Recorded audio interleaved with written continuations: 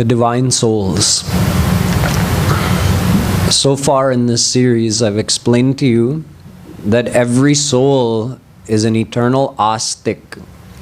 Every soul has an eternal faith in God and desires only God. The reason behind this is that God is happiness, Anand, which means perfect divine bliss, unlimited and everlasting.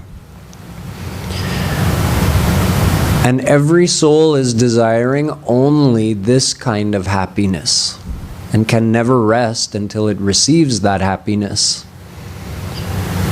And since God is that Anand, thus it means every soul is desiring God. A soul receives perfect happiness by attaining God.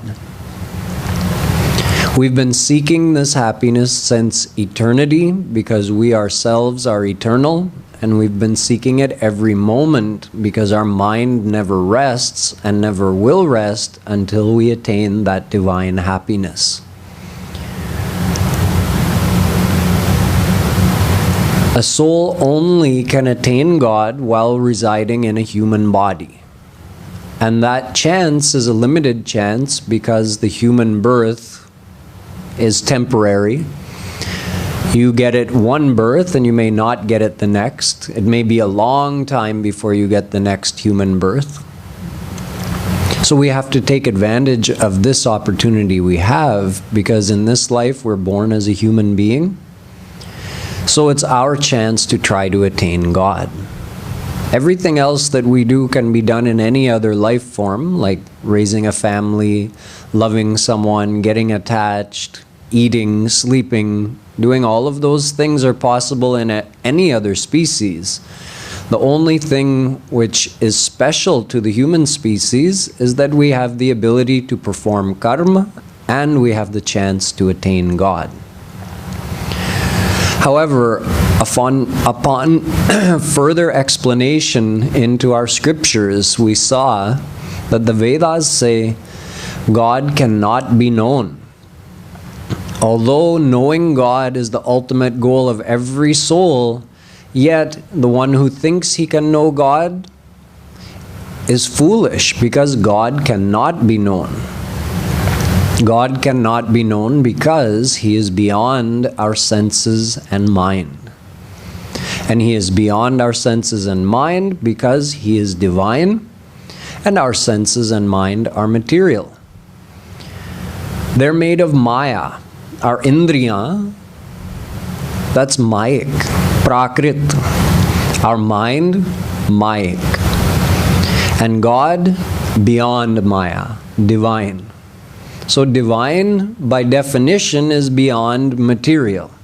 So no Mayik Padarth can reach to the divine world. So since our senses and mind are only made of Maya, thus our senses cannot perceive divine God, and our mind cannot know divine God. He is also said to be the Prerak, Prakashak, and Dharak of our soul and senses and mind. So since He is the one giving life to us, and He is the one giving the power to our eyes to see, then how could our eyes see Him? He is the one giving the power to our mind to think and know, then how could our mind know Him? He is the one upholding the function of our senses and mind. So how could our senses perceive Him or our mind know Him? In addition to this, God is said to be the only knower of His own self. So no one else can know Him. And He is Sarvagya, whereas we are Alpagya. So how could Alpagya know Sarvagya?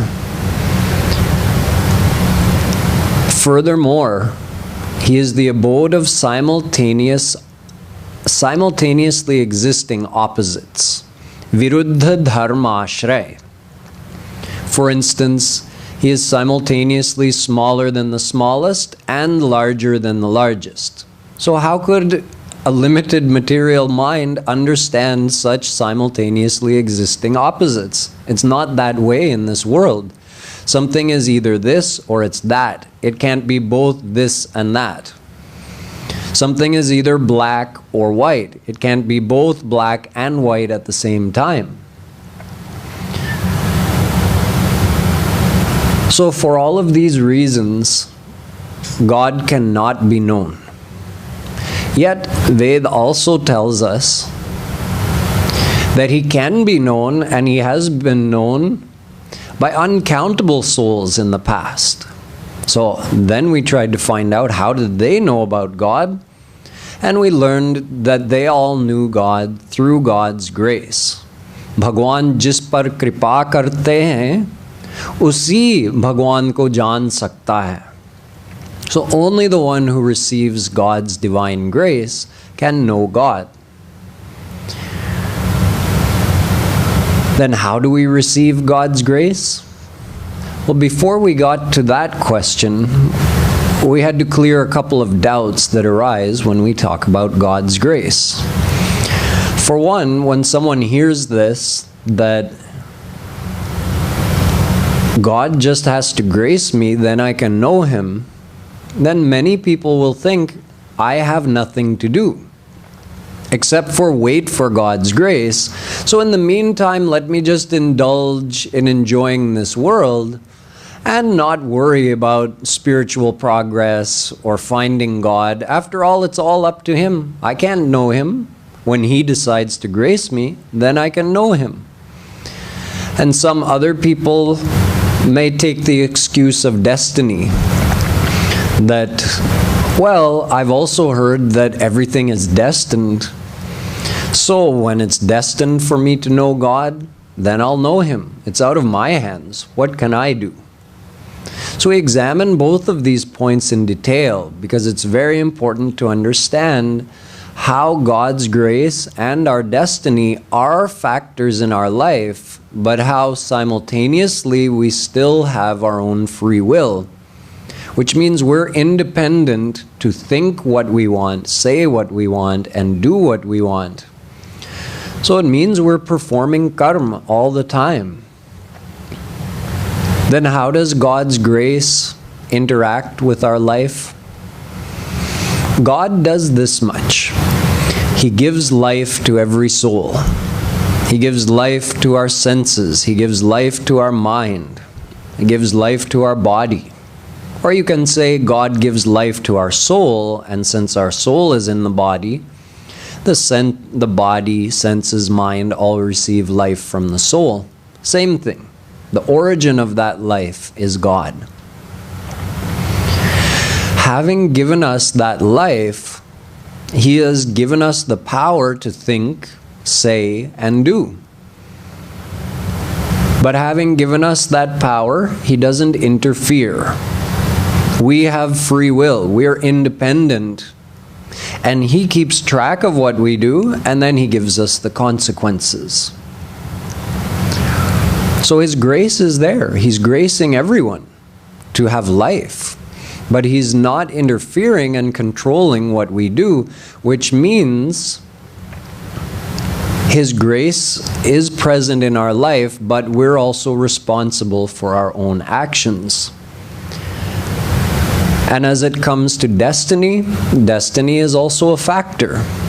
But that destiny itself comes from our own past life's actions. So just like we can't put the responsibility on God and say, oh, nothing happens without your grace, it's all on you, when the fact is that He's giving us life, but what actions we perform or don't perform are up to us. Similarly, destiny controls certain things in the outer world, meaning certain things that happen to us. Good luck, bad luck, yash, apayash, jivan, maran, hani, labh. All of these outer things are controlled by destiny, but What we think, what we say, and what we do is never controlled by destiny. It's our independent free will. So while we are bound to undergo the consequences of our past life's actions in the form of prosperity or suffering in this life, yet while we're undergoing that sukh and dukh, we still have control over what we're thinking, saying, and doing. And that's our new karma, which is going to form the destiny for our next life. Daiva Daiva Alasi Pukara. We shouldn't use this philosophy of karma and destiny as a reason for laziness. That, oh, it's all destined, so I'll just do nothing. No. We have to do something if we want to progress, because no one is static. If you stop trying to progress spiritually, you'll go backwards. Instead of becoming a good person, you'll start becoming a bad person. So we have to keep moving forward spiritually. There's one more place people tend to put the responsibility off of themselves onto Kal, Samay. They say that time is all powerful. I'm helpless before time. Just like someone may say, I'm helpless before God. Whatever is the will of God will happen. Or I'm helpless in front of my destiny. If it's destined, it will happen. If it isn't, it won't. Some people say, oh, time is all powerful. Time can turn a king into a beggar and a beggar into a king. So when the time is right, I'll know God. Just like when God graces me, I'll know God, so I don't have to do anything. When it's destined, I'll know God. What can I do? When the time is right, I'll know God. So what can I do? To all of this, Tulsidas Ji says, no, it's false. Sadhan dham moksha kar dwara payan jehi parlok samvara so paratra dukh pavai sir dhuni dhuni pachitaya kalahi karmahi ishvarahi mithya dosh lagaya. This human birth is our big chance to find God. This is our sadhana dham, this human body. So if we don't use it to do sadhana in order to attain God's grace and know Him, then we'll regret it. At the end, we'll realize that we've wasted this life by putting mithya dosh, wrong blame, onto God, destiny, and time, when actually we should have taken responsibility for ourselves. So we see that we absolutely must do something in order to receive God's grace. It makes sense logically. Uncountable souls have lived. We have been here for uncountable lives, but many, many souls have received God's grace and become God realized. We were there at that time as well, with Tulsidas Ji, Mirabai, Nanak, Tukaram, all of these great saints. They were our brothers and sisters. They were in the same boat as us, but they received God's grace and got God realized, and we haven't. So it means that we've had the chance and we haven't taken advantage of it. Now someone may wonder, is it possible that we've remained bereft of God's grace because we're bigger sinners than those others who received God's grace? We've done more offenses. Not just social offenses, there are also spiritual offenses called namaparad. When someone thinks something negative about God, or even about one of His leelas, or even disrespects His name, or even disrespects a God-realized saint, all of this is in the field of spiritual sin called nama aparad. Is it possible that we've done more such sins and that's why we've remained bereft of God's grace? No, this can't be the reason, because the fact is that before God realization, every soul is equal in this regard. Because every soul has lived uncountable lifetimes, so every soul has done uncountable sins. None more, none less. We're all the same.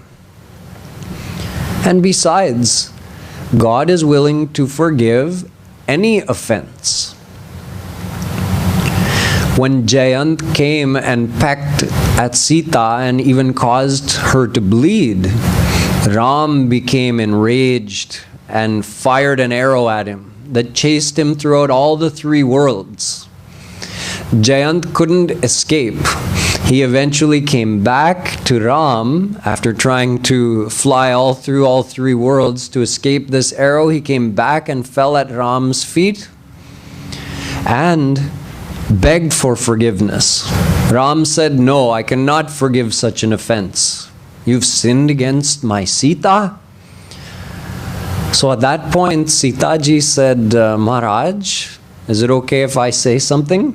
He said, "Yes, yes, of course. Please go ahead." She said, "Nakaschim naparadhyati." Maharaj, tell me this. Before God realization, has there ever been a soul? Is there currently a soul, or will there ever be a soul who, before becoming God realized, does not do any aparad? They all do. Ram thought, yes, it's true. I must forgive him. So God can forgive anything. Then why haven't we received His grace?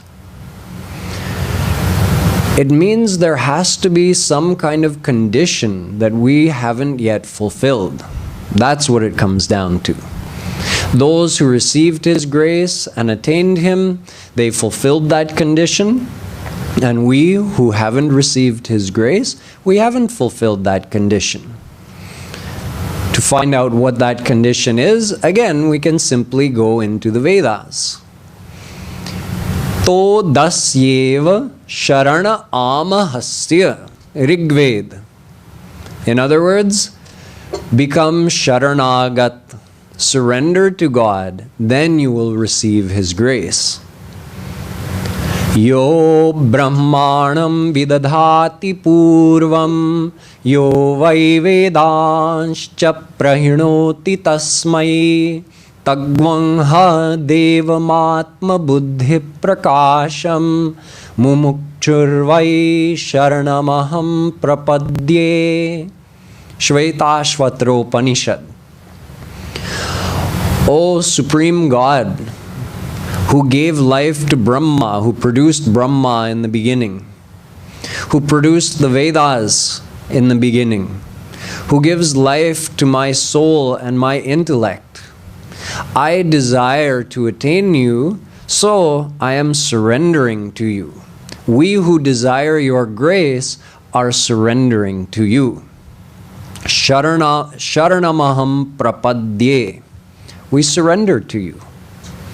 So we see that by surrendering, we can receive God's grace.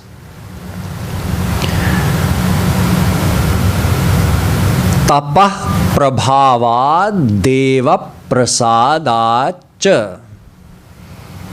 The Vedas again say, do sadhana in order to become surrendered to God. Having become surrendered, you will receive His grace, and then you can know Him through His grace.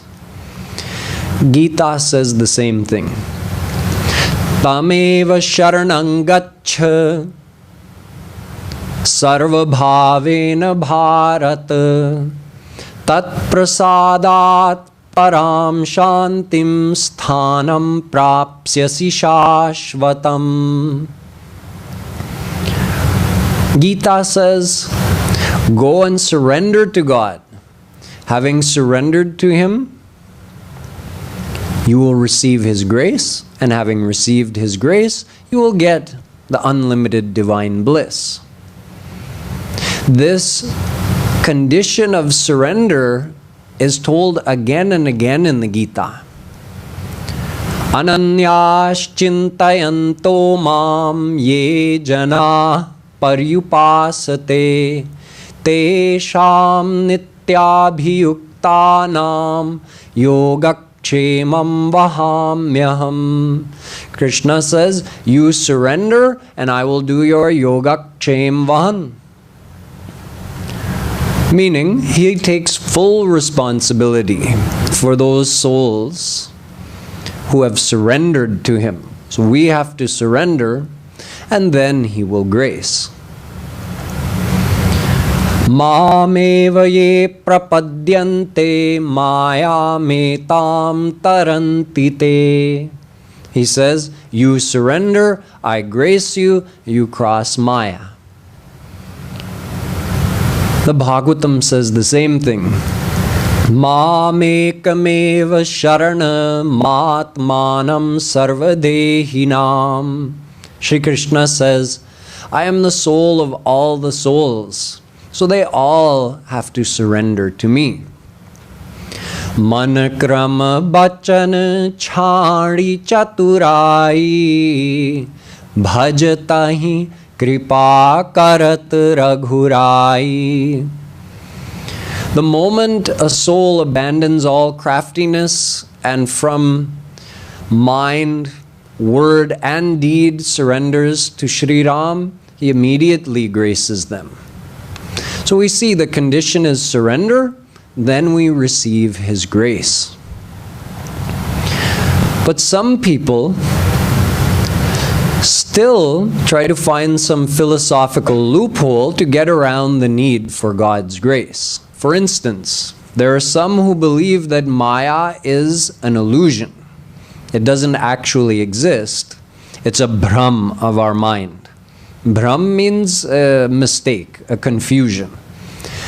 This Maya, this world, it doesn't really exist. You're only imagining it to exist. So it's a bhram of your mind. Although this is not the philosophy of our Vedas, because Veda says, Mayam tu prakritim vidyan mayinan tu maheshwaram. Shvetashvataropanishad. Maya is a power of God. So God is real, so His power must also be real. Shaktitvan nanritam vedyam. Shandilya Maharshi says in his Shandilya Bhakti Sutra that Maya is not fake. Maya is a power of God.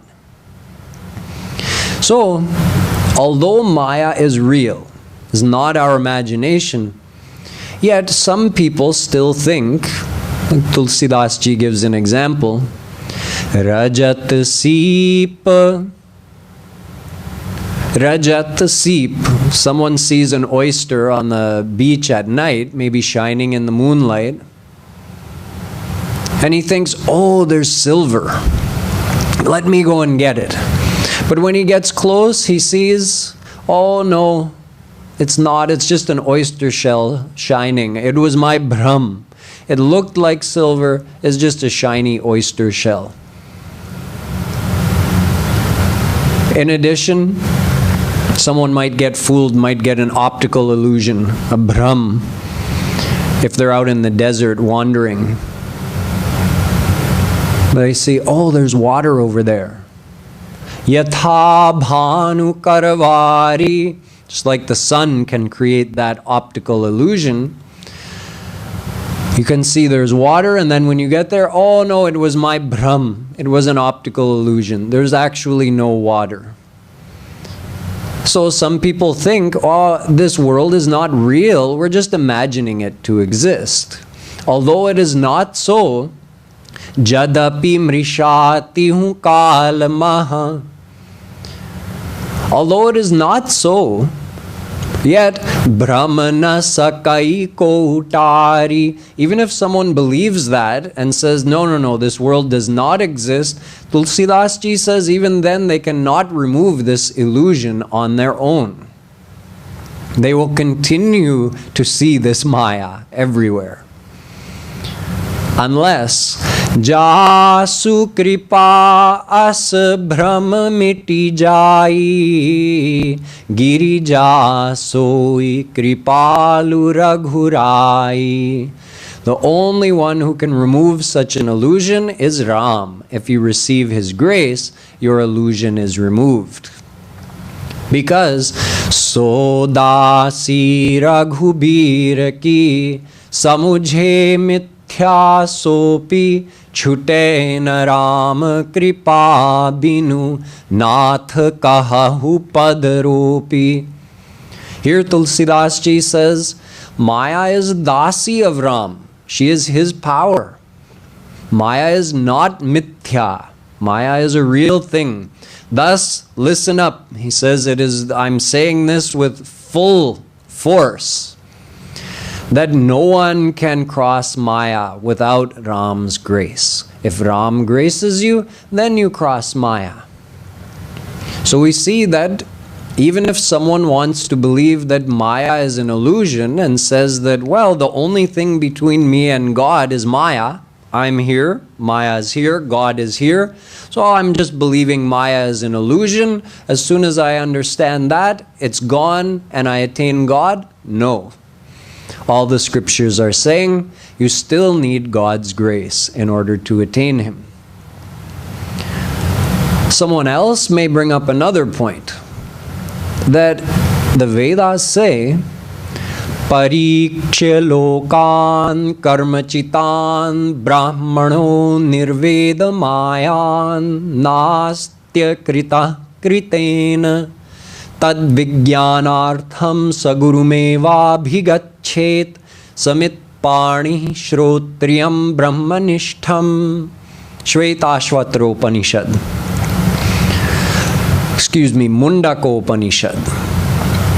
This is saying that if you want to know God, you need the help of a God-realized saint, a Shrotriya Brahmanisht Mahapurush.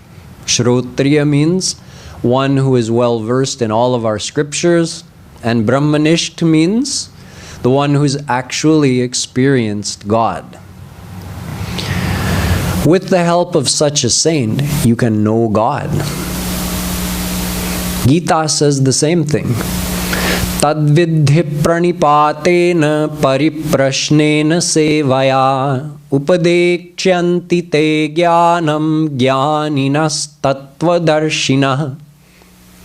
And Bhagavatam, also in different words, says the very same thing.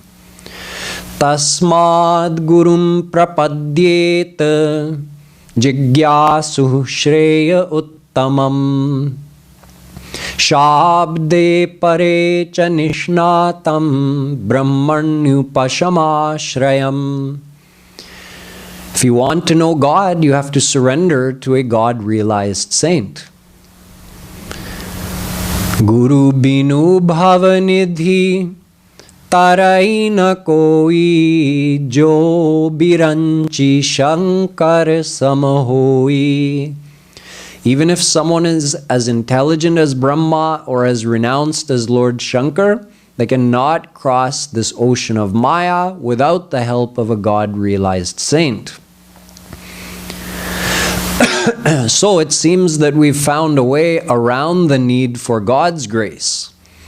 If we get the help of a God-realized saint, then we can know God. Correct. This is what our scriptures are saying. However, how are you going to get the association of such a God-realized saint?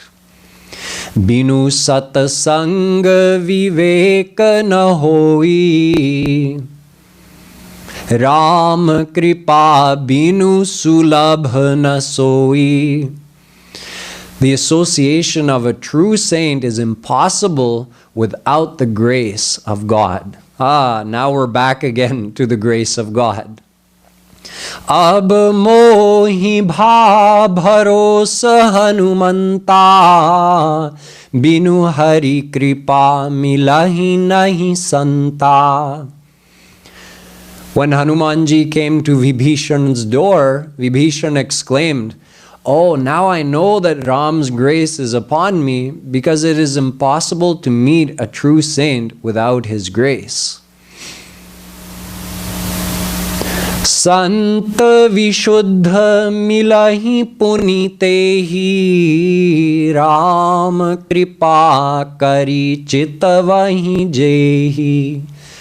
The one who receives the gracious glance of Shri Ram gets the association of a Vishuddha Sant, a true divine saint.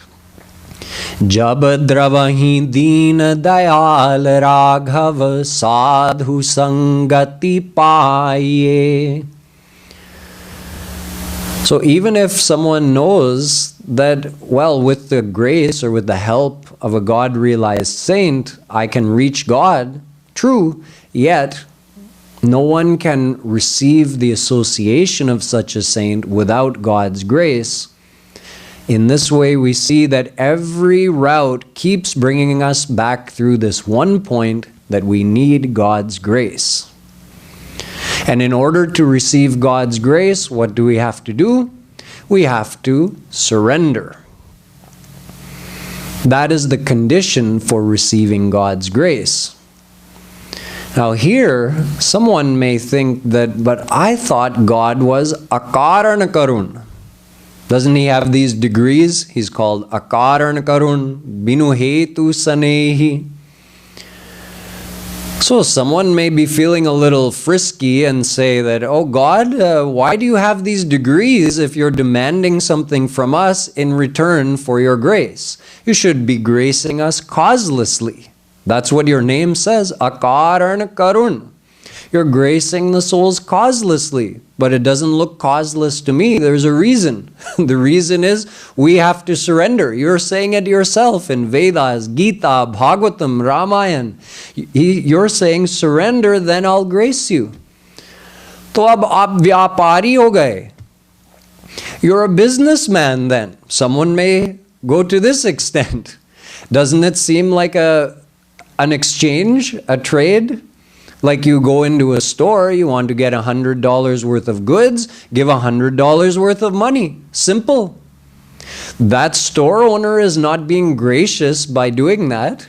If that's grace, then we're all gracious. We're all Kripalu. You go into any of these stores along this road, you walk in and you think, oh, look at this. This store owner is so gracious. He's doing so much kripa upon me. You see this? He's paying rent to have this store open. He's fully stocked all of his shelves. He's here first thing in the morning, turn the heat on, turn the lights on, unlock the door, welcoming me when I come in. Aiye, aiye, baithiye. Treating me so nicely, may even give me a cup of chai. All of this for me? Oh, he's so gracious. He's so Kripalu. So God would say, he's not Kripalu. He has a reason behind what he's doing. He has a selfish interest. He wants you to buy his goods, so he's doing all of this for you. It's a trade. It's not Kripa. Otherwise, we're all Kripalu. So is God just like this? That he wants something from us in return for his grace? So we have said up until now, no. I'm of a higher moral character than that. I'm not paying any bribe for your grace. You give me your grace or don't give it to me, but I'm not surrendering to you. God says, you surrender first, then I'll grace you. And we say, no, no, no, you grace me first, tab dekho main kaise sharanagat ho jata hun. So it's a standoff. God is waiting to grace us until we surrender, and we're waiting to surrender until he graces us.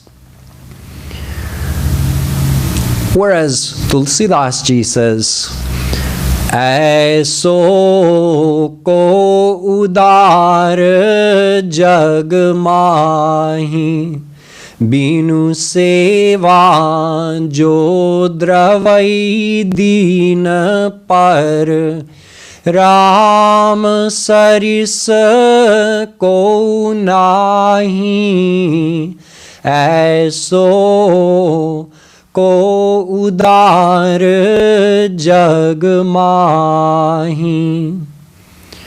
There is no one as gracious as Ram. God is perfectly gracious, perfectly selfless. There is no cause for His grace. He causelessly graces all of the souls without any demand from His side.